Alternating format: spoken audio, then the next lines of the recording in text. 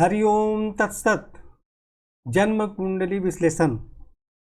इस विश्लेषण को देखने से पहले कुंडली कैसे देखते हैं वह वीडियो देखना आवश्यक है। जब आप उस वीडियो को देख लेंगे तभी यह विश्लेषण आपको सही प्रकार से समझ में आएगी। आपको जो कुंडली विश्लेषण करके भेजा गया है उसमें संपूर्ण ग्रहों का फलादेश और उपाय विस्तार से बताया गया है। यह आपको समझाने के लिए एक छोटा सा वीडियो बनाया जा रहा है। सबसे पहले हम सूर्य के विषय में चर्चा करते हैं। इस कुंडली में सूर्य भाग्य भाव के स्वामी होते हैं और यह द्वादश भाव में विराजमान है।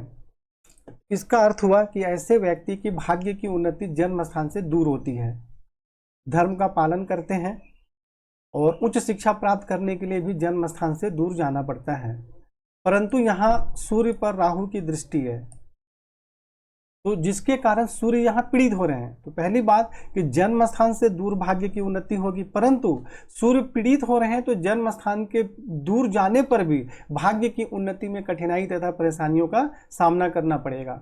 उच्च शिक्षा प्राप्त करने में भी परेशानी होगी, धर्म का पालन सही प्रकार से नहीं कर पाएंगे और आंखों से संबंधित बीमारी होने की बहुत ज़्यादा संभावना रहेगी। इसलिए यहाँ सूर्य का मंत्र जाप करना है, जो उपाय आपको बताया गया है वह करना है और राहु से संबंधित दान एवं उपाय करना है। जैसा कि आपने समझा, सूर्य सिर्फ यहाँ विराजमान थे तो ज़्यादा परेशानी नहीं थी, परंतु राहु से पीड़ित होने के कारण ये ज़्यादा परेशानी हो गई। चंद्रमा के विषय में चर्चा करते हैं। चंद्रमा इस कुंडली में अष्टम भाव के स्वामी है, आयु के स्वामी है और चंद्रमा को अष्टमेश का दोष नहीं लगता। चंद्रमा मार्केश भी नहीं होते, अकारक भी नहीं होते और चंद्रमा इस कुंडली में दसम भाव में विराजमान है, परंतु इस पर केतु की दृष्टि भी है। देखिए, चंद्रमा पर केतु की दृष्टि है और आयु भाव के स्वामी दसम भाव में जाके पिता राज और रोजगार के घर में जाके केतु से पीड़ित हो रहे हैं। तो यहाँ क्या होगा कि पिता राज रोजगार के क्षेत्र में कठिनाई तथा परेशानियों का सामना करना पड़ेगा। स्वास्थ्य एवं आयु के संबंध में भी परेशानी होगी और मानसिक परेशानी बनी रहेगी। इसलिए यहाँ चंद्रमा का मंत्र जाप करना, सफ़ेद चंदन का तिलक लगाना, महामृत्युंजय मंत्र का जाप करना और केतु से संबंधित दान एवं उपाय करना आवश्यक है। और यहाँ शनि की भी दृष्टि है चंद्रमा पर, आप देख सकते हैं। यानी कि जो आयु भाव के स्वामी चंद्रमा जो है वह केतु और शनि दोनों से पीड़ित है। इसलिए यहाँ पे चंद्रमा का उपाय करना, इसको प्रबल करना और केतु शनि से संबंधित दान एवं उपाय करना अत्यंत आवश्यक है। मंगल के विषय में चर्चा करते हैं। मंगल इस कुंडली में पंचम भाव के स्वामी हैं और द्वादश भाव के स्वामी हैं। तो पंचम भाव इस कुंडली में कारक होते हैं, त्रिकोण के स्वामी हैं और द्वादश भाव को अकारक माना जाता है, परंतु त्रिकोण के स्वामी हैं तो कारकत्व का फल ज़्यादा रहेगा। तो मंगल यहाँ तृतीय भाव में अकेले विराजमान है और इस पर शनि की दृष्टि है। अगर मंगल अकेले भी तृतीय भाव में विराजमान होते हैं तो ऐसा माना जाता है कि ऐसे व्यक्ति के बड़े या छोटे किसी भी प्रकार के भाई बहन के सुख में परेशानी होती है। और यहाँ मंगल पर शनि की दृष्टि है। शनि स्वयं अपने घर में देख रहे हैं, परंतु अपने घर में मंगल के ऊपर दृष्टि डाल रहे हैं। इसलिए भाई बहन के सुख में कठिनाई तथा परेशानी भी होगी, विद्या बुद्धि संतान के क्षेत्र में भी परेशानी होगी। तो इसलिए यहाँ पे शनि से संबंधित उपाय करना जरूरी है। मंगल यहाँ से आपको षष्ठ भाव पे दृष्टि डाल रहे हैं तो रोग एवं शत्रु पर प्रभाव रहेगा, शत्रुओं का शमन होगा। और मंगल यहाँ से नवम भाव में दृष्टि डाल रहे हैं तो भाग्य की विशेष उन्नति होगी। आप धर्म का पालन करते हैं, उच्च शिक्षा भी अच्छी प्राप्त होगी। और यहाँ मंगल डालेंगे तो दृष्टि पिता राज रोजगार के क्षेत्र में सुख सम्मान एवं सफलता प्राप्त होगी। तो मंगल यहाँ दृष्टि डालकर, यहाँ दृष्टि डालकर, यहाँ दृष्टि डालकर तो अच्छा फल दे रहे हैं, परंतु मंगल यहाँ पे शनि से पीड़ित हो गए तो उसमें समस्या भी होगी और भाई बहन के सुख में भी परेशानी होगी। इसलिए आपको समझना जरूरी है कि एक ही ग्रह अच्छे बुरे दोनों फल देते हैं। अब बुध के विषय में चर्चा करते हैं। बुध इस कुंडली में दसम भाव के स्वामी हैं और सप्तम भाव के स्वामी हैं, यानी पत्नी और दैनिक व्यवसाय के स्वामी हैं और पिता राज्य रोजगार के स्वामी हैं। और बुध द्वादश भाव में चले गए, 12वें घर में चले गए। तो इससे क्या होगा कि पिता राज्य रोजगार के क्षेत्र में कमी होगी या उनसे दूरी होगी। ऐसे व्यक्ति यदि स्वयं का व्यवसाय करेंगे तो सफलता प्राप्त नहीं होगी। ऐसे व्यक्ति को कभी भी स्वयं का व्यवसाय नहीं करना चाहिए, उसमें बिल्कुल भी सफलता प्राप्त नहीं होगी। ऐसे व्यक्ति को नौकरी करना चाहिए। पत्नी का स्वामी भी है बुध और द्वादश भाव में चले गए तो पत्नी एवं वैवाहिक जीवन के सुख में भी कुछ कमी होती है और ऐसे व्यक्ति का विवाह अपने जन्म स्थान से बहुत दूर होता है। तो इसलिए यहाँ पर, और बुध 0.5 अंश के हैं, बिल्कुल कमजोर है, हालांकि वक्री है, तो वक्री होने का मतलब 4-5 अंश की ज़्यादा बल होगा ऐसा हम मानेंगे। फिर भी 10 अंश के हैं तो बुध का मंत्र जाप करना चाहिए, प्रबल करना चाहिए। परंतु एक बात ध्यान रखना चाहिए कि ऐसे व्यक्ति को अपने जन्म स्थान से बहुत दूर जाकर नौकरी करना चाहिए। व्यवसाय करेंगे तो सफलता प्राप्त नहीं होगी। गुरु के विषय में चर्चा करते हैं तो गुरु इस कुंडली में लग्नेश है और माता जमीन जायदाद प्रॉपर्टी के स्वामी है और यह भी द्वादश भाव में चले गए। तो इसका अर्थ क्या होगा कि शारीरिक स्वास्थ्य, सौंदर्य एवं जीवन की उन्नति में कठिनाइयों का सामना करना पड़ेगा।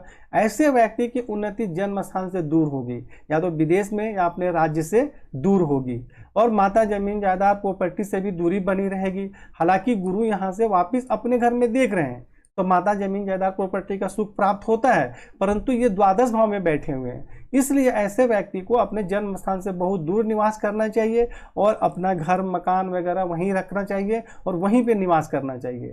तो पहले जन्म कुंडली बनवाने से यही फायदा है कि हमें पता है कि हम आगे अपने जीवन में क्या करें, कहाँ सेटल हों, कैसा काम करें, तो उसके अनुसार अपने जीवन में कार्य करना चाहिए एवं आगे बढ़ना चाहिए। तो गुरु यहाँ से यहाँ देख रहे हैं तो माता भूमि भवन का सुख प्राप्त होता है। यहाँ दृष्टि डालेंगे षष्ठ भाव में तो शत्रु पक्ष पर प्रभाव रहता है, और यहाँ दृष्टि डालेंगे तो स्वास्थ्य एवं आयु में वृद्धि भी होगी।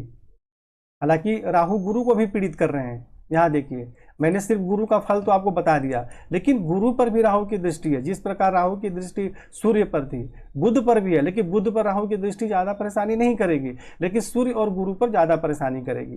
तो जैसा मैंने सूर्य के विषय में बताया, यहाँ जाने से बहुत ज़्यादा परेशानी नहीं थी, लेकिन राहु से पीड़ित होने के कारण परेशानी ज़्यादा हो गई। उस प्रकार गुरु पर राहु की दृष्टि है तो गुरु का मैंने अच्छा फल आपको बताया, जो कि सिर्फ गुरु का बताया, लेकिन राहु से पीड़ित हो रहे हैं तो जो भी अच्छे योग थे उनमें परेशानी होगी। मतलब आखिरी निर्णय क्या होगा कि शारीरिक स्वास्थ्य, सौंदर्य, जीवन की उन्नति, माता जमीन जायदाद प्रॉपर्टी, इन सभी चीज़ों में परेशानी होगी। इसलिए यहाँ पे राहु का दान एवं उपाय करना जरूरी है और गुरु का मंत्र जाप करना जरूरी है। उसके बाद शुक्र के विषय में चर्चा करते हैं। शुक्र इस कुंडली में आमदनी भाव के स्वामी है और खुद के घर में विराजमान है, षष्ठेश भी है, रोग एवं शत्रु के स्वामी भी हैं। परंतु शुक्र यहाँ स्व राशि में विराजमान है तो ऐसे व्यक्ति को आमदनी बहुत अच्छी होती है, श्रेष्ठ आमदनी का योग बनता है और रोग और शत्रु पर भी प्रभाव रहता है। यहाँ से पंचम भाव में दृष्टि डाल रहे हैं तो शुक्र को अकारक माना जाता है, तो विद्या बुद्धि संतान के क्षेत्र में थोड़ी बहुत कुछ परेशानी देंगे क्योंकि बहुत ज़्यादा प्रबल नहीं है। तो यहाँ शुक्र से संबंधित आपको दान एवं उपाय करना चाहिए, लेकिन शुक्र यहाँ विराजमान होकर आमदनी का अच्छा योग बना रहे हैं। शनि इस कुंडली में धन एवं कुटुंब के स्वामी हैं और भाई बहन के स्वामी हैं और पराक्रम के भी स्वामी हैं।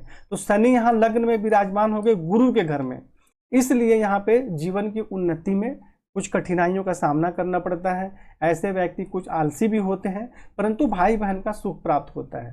परंतु फिर मैंने पहले आपको बताया कि भाई बहन के स्वामी लग्न में विराजमान हो गए तो भाई बहन का सुख प्राप्त होगा, लेकिन ये यहाँ से अपने ही घर में मंगल पे दृष्टि डाल रहे हैं, ये खराब योग है, इसको समझना जरूरी है। शनि यहाँ से सप्तम भाव में दृष्टि डाल रहे हैं तो पत्नी एवं वैवाहिक जीवन का सुख प्राप्त होगा और यहाँ कोई परेशानी नहीं होगी। और शनि यहाँ से दसम भाव में दृष्टि डाल रहे हैं। यदि यहाँ पे चंद्रमा नहीं होते तो शनि यहाँ कोई भी परेशानी नहीं करते, परंतु यहाँ चंद्रमा भी हैं। शनि दसम भाव में चंद्रमा पर दृष्टि डाल रहे हैं, जिसके कारण पिता राज रोजगार के क्षेत्र में कठिनाई तथा परेशानी होगी और स्वास्थ्य एवं आयु के संबंध में भी परेशानी होगी। तो यहाँ शनि से संबंधित दान एवं उपाय करना है। शनि का रत्न नहीं धारण करना है, उसका मंत्र जाप नहीं करना है, सिर्फ दान और उपाय करना है। दान उपाय करते समय 5-7 बार आप शनि का मंत्र बोल सकते हैं, लेकिन यहाँ सिर्फ शनि का दान एवं उपाय करना है। उसके बाद राहु के विषय में चर्चा करते हैं। तो राहु यहाँ अष्टम भाव में चंद्रमा के घर में विराजमान है, तो स्वास्थ्य एवं आयु के संबंध में परेशानी होती है। द्वादश भाव में सूर्य और गुरु पर दृष्टि डाल रहे हैं तो भाग्य की उन्नति में परेशानी होगी, उच्च शिक्षा प्राप्त करने में परेशानी होगी, माता जमीन जायदाद प्रॉपर्टी, शारीरिक स्वास्थ्य एवं जीवन की उन्नति में भी कठिनाई तथा परेशानियों का सामना करना पड़ेगा और अत्यधिक फिजूल खर्च के कारण भी परेशानी रहेगी।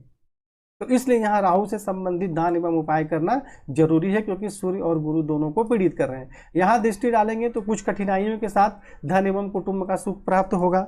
और चतुर्थ भाव में दृष्टि डालेंगे तो माता भूमि भवन के सुख में कठिनाई तथा परेशानी होती है।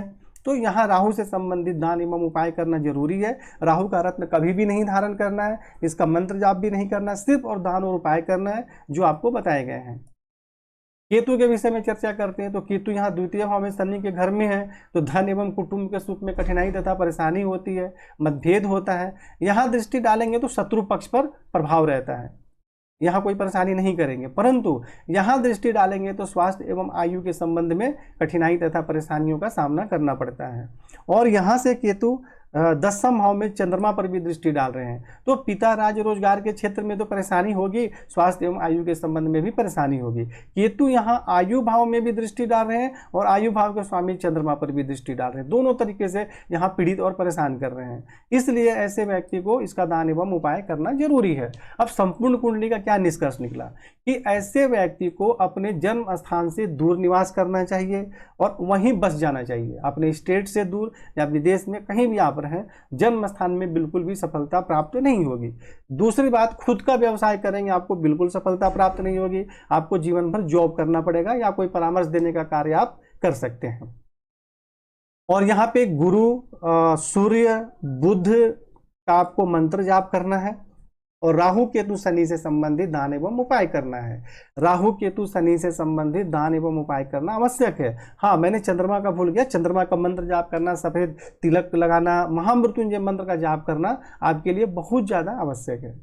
तो इस प्रकार आप समझ गए होंगे कि क्या उपाय करना है और जन्म कुंडली में विस्तार से सारे फलादेश और सब कुछ समझाकर बताया गया है, तो उसको देखकर आप उपाय करें और अपने जीवन में आगे बढ़ें और कैसे क्या करना है उन सब का प्लानिंग करें।